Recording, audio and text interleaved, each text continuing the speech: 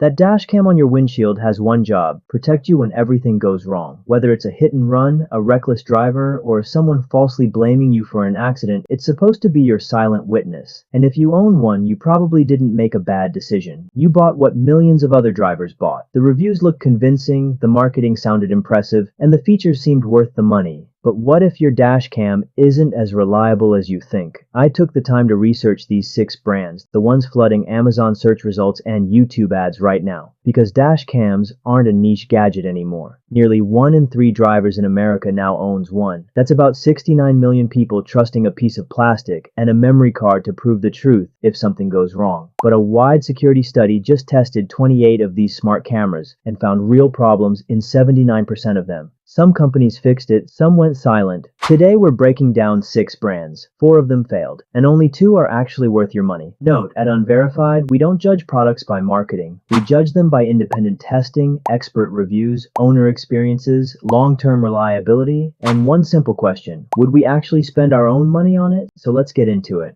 Number 6, Vantrue N4 Pro S, priced around $330. The Vantrue N4 Pro S is marketed as the serious option, the 3-camera setup for people who want total coverage front, rear, and cabin, all built into one unit, so installation feels simpler than juggling separate cameras. That's exactly why it built a following. It looks like the flagship choice. But testers found a frame skipping bug during actual recording, the same defect that showed up years earlier on Vantrue's own E1 Pro and was only ever partially patched. Then there's the part that actually matters. In power saving mode, the collision detection wake-up time can stretch past 14 seconds. That means if your parked car gets hit, the camera may still be booting up by the time the other driver has already left the scene. One reviewer who tested the camera directly says Vantrue acknowledged the issue and told them their engineers are working on a fix. Vantrue's own team confirmed the frame skipping issue is a known, unresolved problem. Not denied, not fixed, just acknowledged and left open.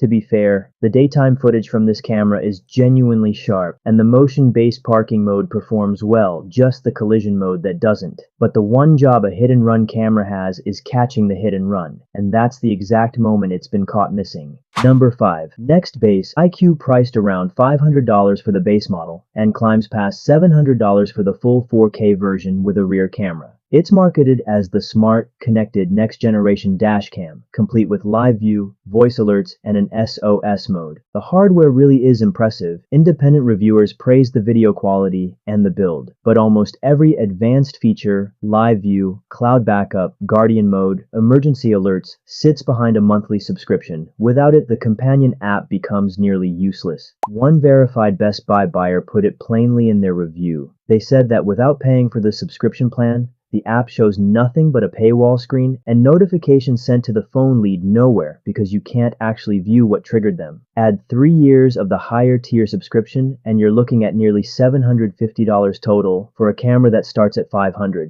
The footage quality earns real praise, but you're not just buying a dash cam here. You're buying a hardware, then paying again to unlock much of what makes it special. Number 4, unbranded. Generic 4K dash cams priced around $60 to $120. These are the ones filling Temu, AliExpress, and no-name Amazon listings for cheap, and by raw volume, they outsell almost everything else in this category. The label says 4K, the price says budget. It feels like the obvious win. Independent testing from Dashcam Talk and multiple 2026 buyer's guides reach the same conclusion. Small, cheap image sensors get digitally stretched to produce a 4K size file, without ever capturing 4K worth of real detail. It's upscaling dressed up as a spec. The consequence shows up exactly when you need it most. A real 2K camera with an authentic Sony sensor will often out-resolve one of these fake 4K units on the one task that actually matters: reading a license plate after someone hits your car and drives off. On top of that, these units come with little to no firmware support, so a bug that ships on day one usually stays there forever. For pure proof that a car existed at a certain place and time,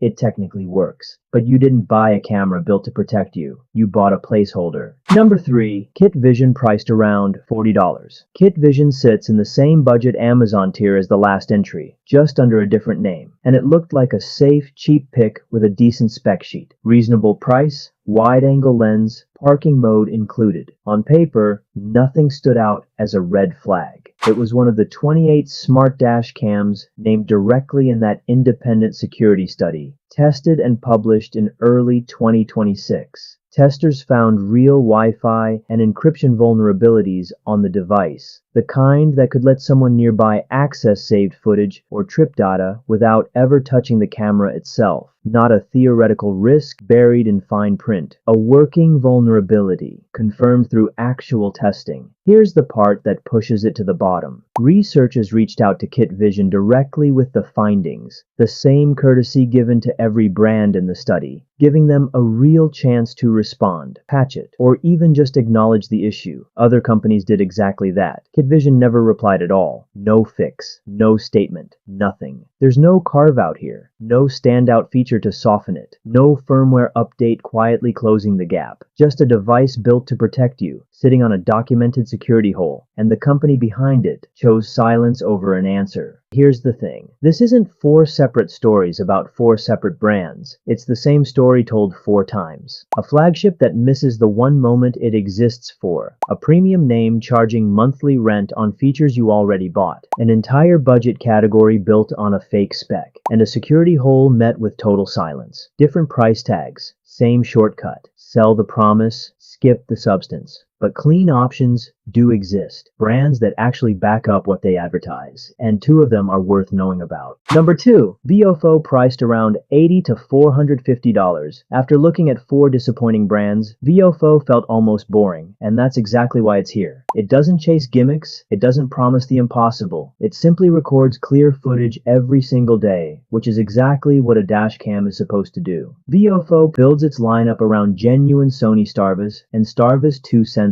not upscaled substitutes, and that's why it's become the benchmark many reviewers compare everything else against. Owners on Reddit and dashcam forums regularly report years of daily use with very few issues, which is surprisingly rare in this category. Independent reviewers, including Dashcam Talk, Car and Driver, and Consumer Reports, have consistently praised the brand for its image quality, reliability, and excellent value. Models like the A119 Mini 2, A229 Plus, and A329S continue to rank among the most recommended dash cams because they focus on what actually matters: clear footage, dependable parking modes, and regular firmware updates instead of flashy marketing. Pricing starts at around $80 for entry-level models like the A119 Mini 2, ranges between $180 and $250 for the popular A229 series, and goes up to around $450 for the flagship A329S. It's the right choice for drivers who want proven performance without gambling on newer or lesser-known brands. The honest downside? Voice control can struggle in noisy cabins, and unlocking the full parking mode usually requires buying a separate hardwire kit for about $20.